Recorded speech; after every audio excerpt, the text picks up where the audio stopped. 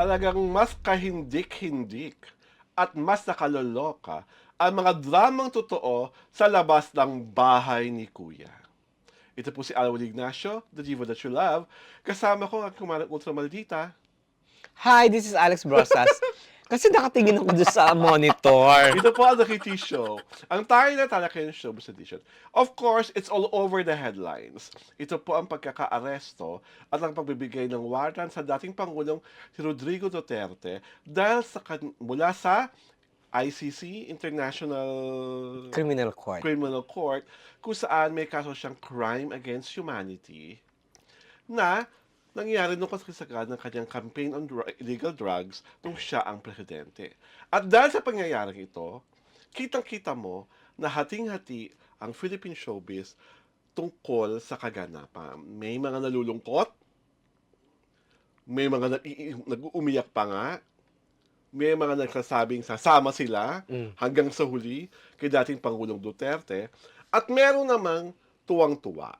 Doon muna tayo, Mara, doon sa mga nalulungkot. Dapat bang kalungkutan ang pangyayaring ito na kinasasalakan ngayon ng dating Pangulo? It depends on whose side of the fence you are Okay. in. Diba? Mhm. If you're like, diba, si ano nakita natin, umiiyak. Philip. Si Philip Salvador, Oo. diba? That is genuinely, tawag dito, nakakaloka, diba? Okay. Kasi, una-una, hindi naman natin nakikita si Philip, 'di ba? Matapang nga siya, 'di ba? Laging pagka bumugay yung bunganga niya, Oo. mataray, may angas, Oo. 'di ba?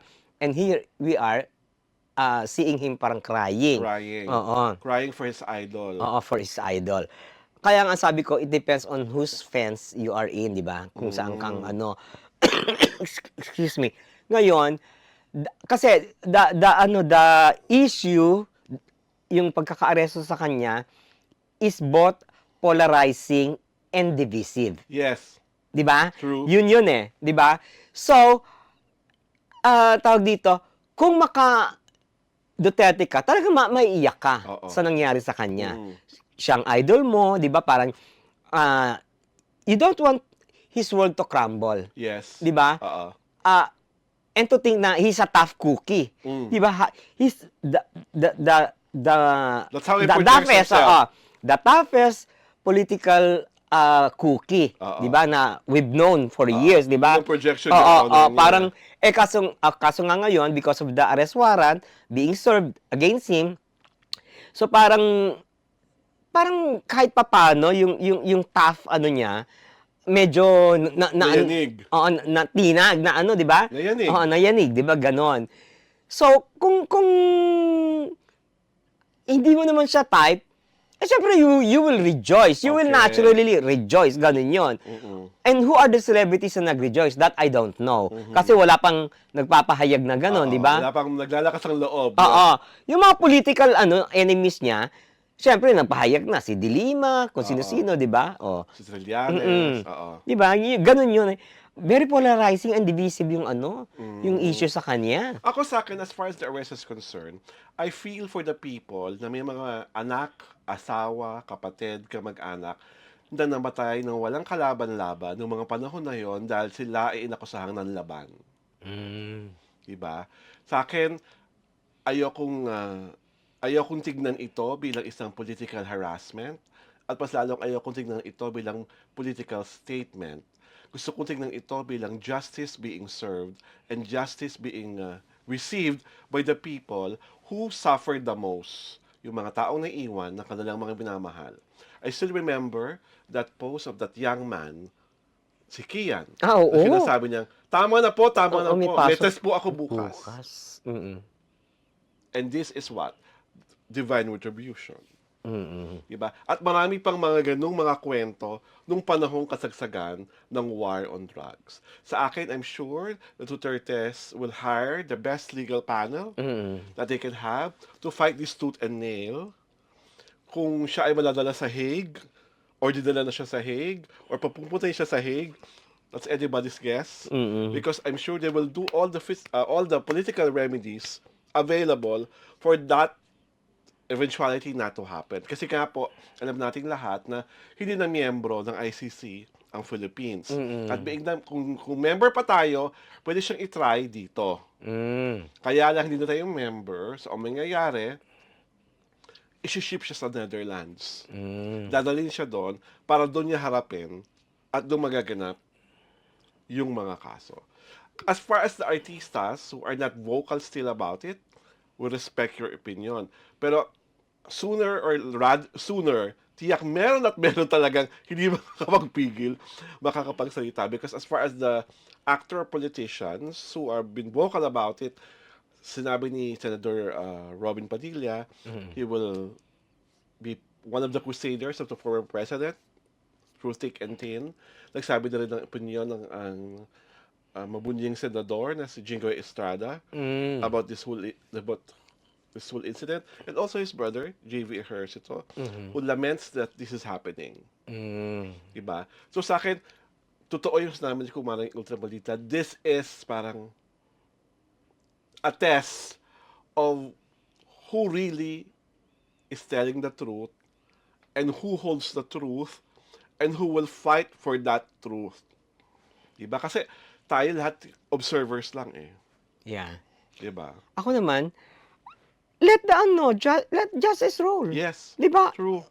On its natural course. Oo. Sa akin nga, lang sa totoo yun. lang, if I were part Diba? of the Duterte team, hindi ko napipigilan. Sige, kunin nyo, dalhin Diba? nyo. Oo, kasi tawag dito, yung mga yung mga tao kasi parang hindi niyo ba naisip yung pagkakahuli sa kanya, hindi naman, it is not bereft of warrant of arrest. Oh, meron talaga. Meron naman. talaga, may physical warrant of arrest.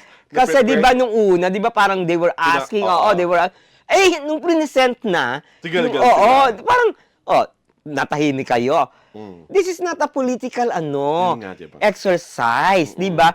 This is a judicial exercise. Taking its course.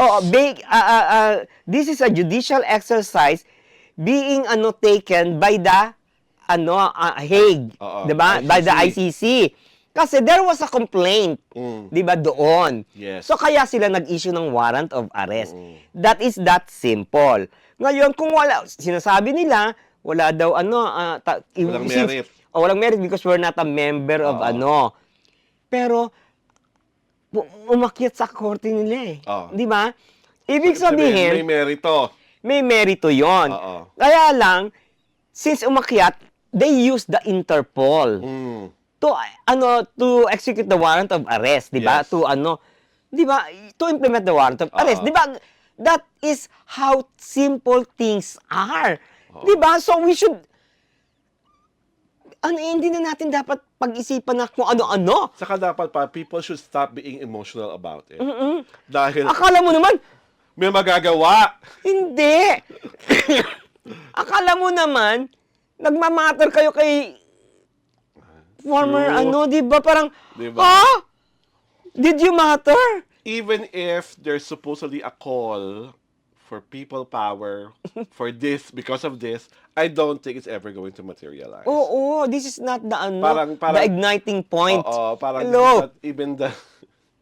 parang, sa totoo lang, tama na, sobra na, sawang-sawa na po ang tao sa people power.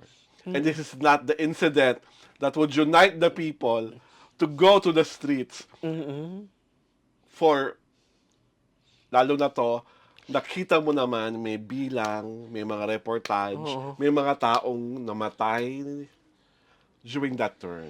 Tsaka, yung nagpapaano, yung nagtatawag na mag-rally sa EDSA, Diyos ko, nagtatago nga eh, hello, oh my God! How can you be so brave, di ba? You do not feign your bravery. Yes. Kung matapang ka, magpakita ka, pumunta ka dito at pangunahan mo, hello! Oo, nasa Diba? harapan ka ng gate, Oo. nasa Villamor ka, Oo. diba? Pipigil ka, haharangan mo ang mga tangkay diba? kung meron man. Yung lawyer na, Okay. Diba parang, hello? Oo, okay. My But God! this is really drama sa totoong buhay na nag-unfold na pa-escalate ng pa-escalate. Actually, this is a drama. Yes. Some people are jesters. Yes, Hello? yes, diba? Diba parang, And even if you employ all the legalities, you're just delaying the inevitable. Because alam niyo naman talagang kahit anong gawin niyo, madadala at mapupunta siya sa Hague, sa the Netherlands. Tsaka what is there to be very afraid of? Yes. Di ba you went through alam mo naman, pag lawyer ka, di ba, alam mo yung process. They went through the proper process, di ba? At sabi pa nga ng aking kumaring ultramalita, kung kakamping mo ang katotohanan, wala kang katakatakutan. Oo. Hindi ba naman? My God. Ang taray ng discussion natin, ha? Para bigla tayo naging political show. Dahil dyan, inaanyayahan po namin kayo mag-subscribe sa aming YouTube channel, sa Jarius Tirada, at sunod nyo kami sa aming Facebook pahina. Ang The Kitty Show po ay pinapalabas tuwing Sabado at Linggo, alas 4 ng hapon. So, join us para hindi kayo may iskupan. Ito po si Alwin Ignacio, the diva that you love. Kasama ko ang aking kumaring ultramaldita. Hi, this is Alex Brosas. Ito po ang The Kitty Show, ang taray na talakayan showbiz edition.